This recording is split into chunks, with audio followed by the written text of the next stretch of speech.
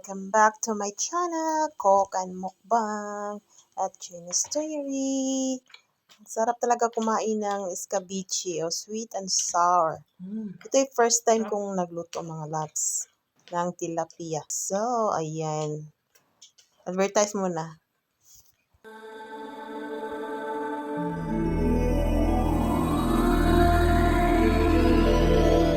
So, ngayon, balik naman tayo dito sa aking kusina. So, hinugasan muna natin yung ating tilapia na binili ko sa Asian store. Walang tilapia dito sa kanilang supermarket sa Germany. Kaya punta na lang ako sa Asian store kahit doble-doble na yung presyo. Kaya bumili na lang ako na 1 kilo. At ito yung ating sangkap, onion, garlic, ginger, red bell pepper, green bell pepper, and yon carrot. Then, naglagay na ako ng mantika, cooking oil in the pan, at prituhin natin ang isda. So, we fry the fish, tilapia. I'm craving tilapia, my God. Walang bangus dito. Walang yung mga magandang masarap na isda. Ibang isda dito, mga loves, from the river and lake. So, I don't like so much. But tilapia is delicious, even though I didn't eat this in the Philippines. This is only here in Germany I eat tilapia because I don't have any choice which fish that I would like to eat. But a lot of people, a lot of Filipino love to eat tilapia. Why not? Diba? So yun, nilagyan ko lang ng asin yan, salt, and then I fry it. Then maggawa tayo ng fish sauce, sweet and sour sauce for tilapia. So, luto na. So, we put in the plate. Sit aside lang natin to. And later on, we should make sweet and sour sauce for our fish. So, only me to eat this tilapia. Kulang lang to sa akin do. Ang sarap nito. Kaya first time kong nag-escabeche ng tilapia. Ayan, luto na mga labs. So, ilagay ko lang to sa lagayan ng mantika. So, hindi ko na hinugasan yan. So, ready na tayo lagay ang minced garlic, ginger first. Ayan. Then, garlic, minced garlic. Just follow the recipe. You can make your own at home. Yung naglagay, I just put the cooking oil because so dry.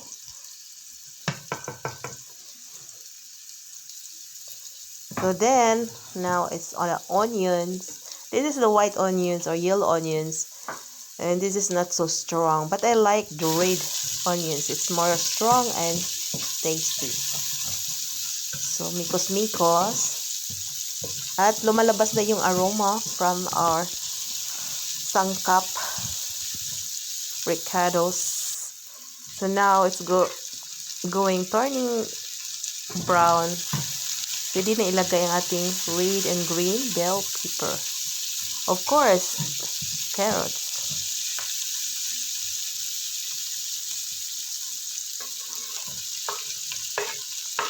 So mikos-mikos na naman. This is a very famous Filipino food. Meron din sila dito mga loves. But, yeah, there is also here sweet and sour fish. But only the fillet. Without the head or bones. So, ngayon, nagano ko ng 200 ml na water.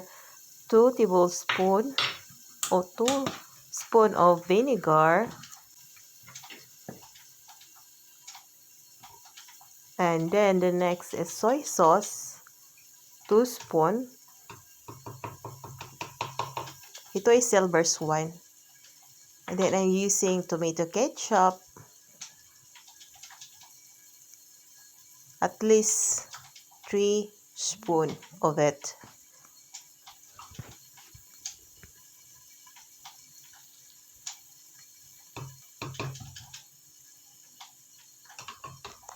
So, mas ano siya, mas easy and quick to mix.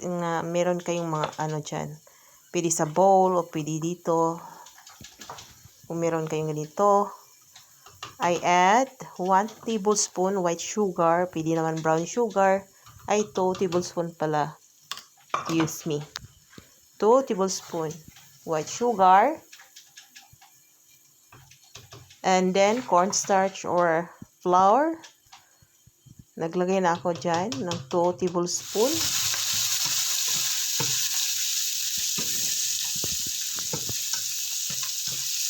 At then, ihalo na natin. But you need to stir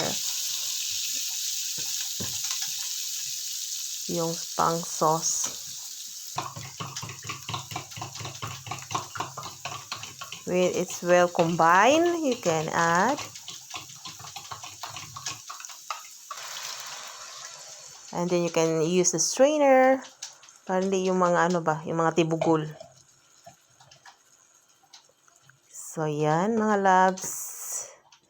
And then, you can add a little salt and pepper. But you can taste it if not so salty or unsalty. You can put a little bit salt. I add a little bit water kasi nasobrahan ko sa ano, sa flour. Dapat talaga 1 tablespoon and half lang. Ayan, ready na yan mga loves to put.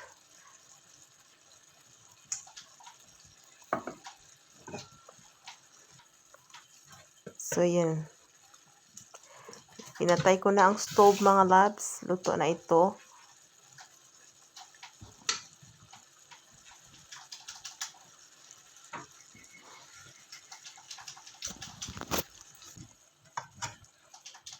At for those not yet subscribed this channel, don't forget to subscribe, like, comments, and share. And lagay nyo panoorin yung mga luto ko mga loves. Ito talaga yung craving pag andito kayo sa abroad. Lagi yung hinahanap yung pang pagkain natin. So ready na yan ang rice. Let's eat mukbang na naman sa ganitong mga masarap na pagkain natin talagang sabik. Okay. Hello, I'm back. Tuna is here. Mukbang na naman tayo ng escabeche or sweet and sour fish. Kain tayo and let's us pray. In Jesus' name, amen. My rice, sweet and sour fish. Ito, buntot. Ayan, sarap ng buntot. Oh, I'm hungry. Sarap.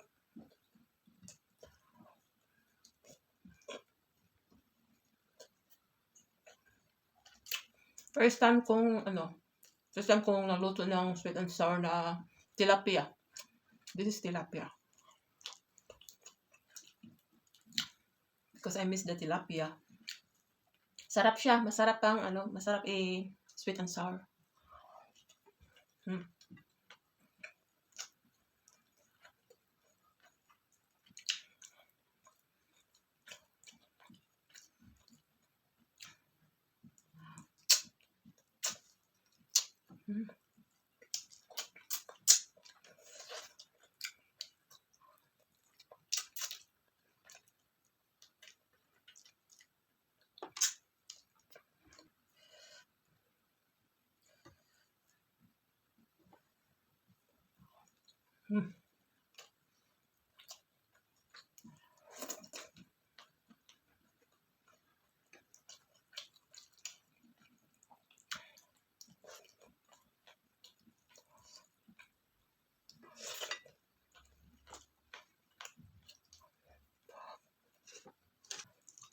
Napaka meaty. Harap.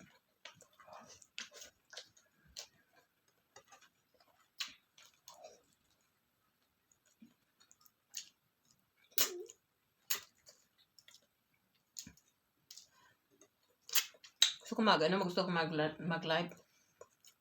Maghakot ng mga viewers. Natanap ako kung kailan ang schedule. Sana may manood sa akin. Kasi nag-live ako before. Wala talagang nanood. Din ay, kahit sumilip lang ng 1 minute, wala talagang sumilip. Para ano ba? Para dumami agad yung ating mga sub.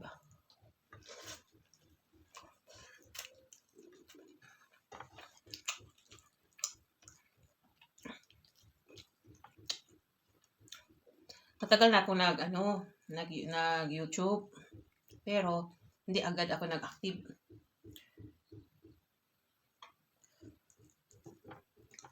Ay, meron pa dito. Ayan, ang sarap talaga, no? Yan, oh. Kain tayo. Ngaon.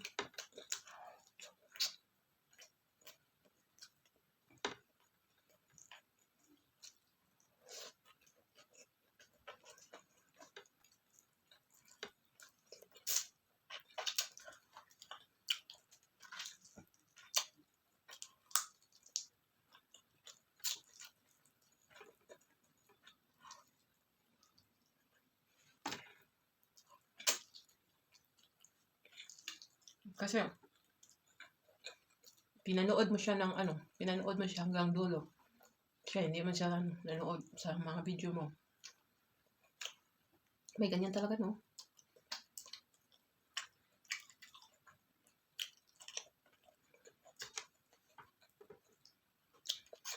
Yung iba nga dyan, kahit hindi masyadong maganda yung content niya, pinapanood ko pa rin. Yung wala akong pinipili na basta, ano ba yan? Makita ko lang sa screen, yun, pinapanood ko.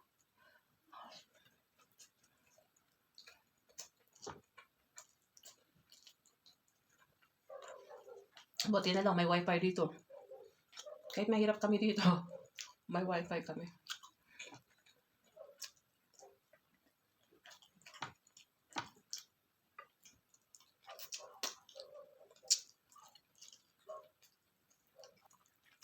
Yan, pangatlo tayo. Ay, laki. Maraming mga isda, pero yung mga isda ay hindi ko kilala. Kaya, hindi ako bumili nun. Mga malalaking tinik.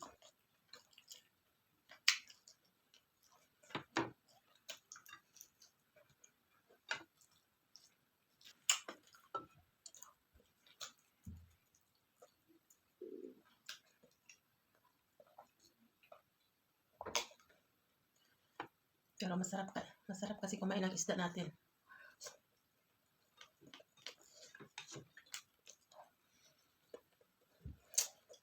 Gusto ko sana yung bangos. Walang bangos.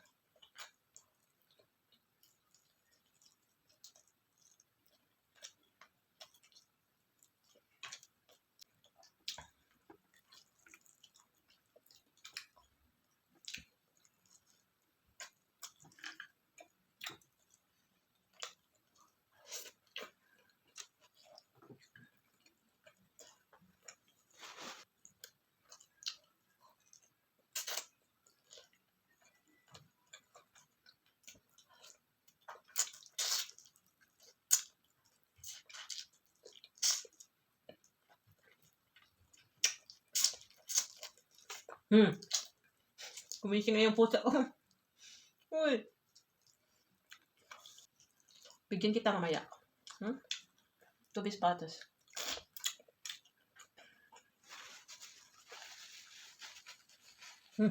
Kita ka sa Kumising kasi siya. Bingkay. Akala ko hindi ka nakita. Kita ka na pala doon, no? Sarap. Lakang sarap nito.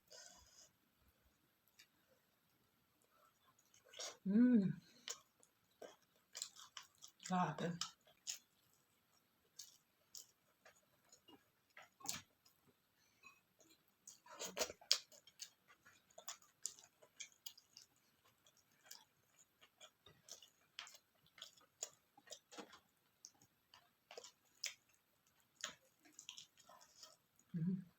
Sarap.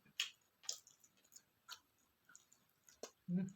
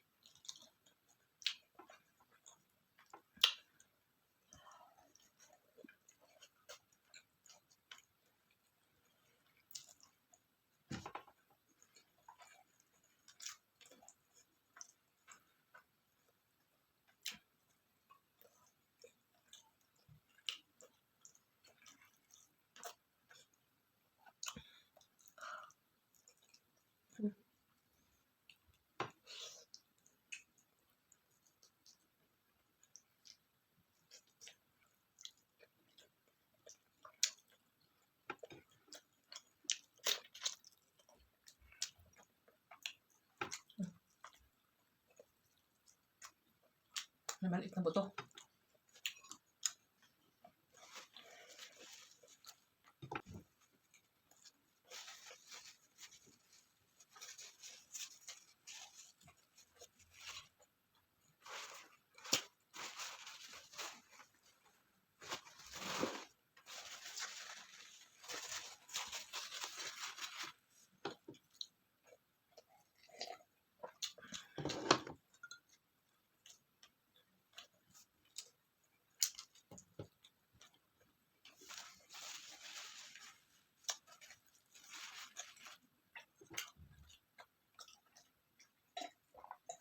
Wow, ang sarap.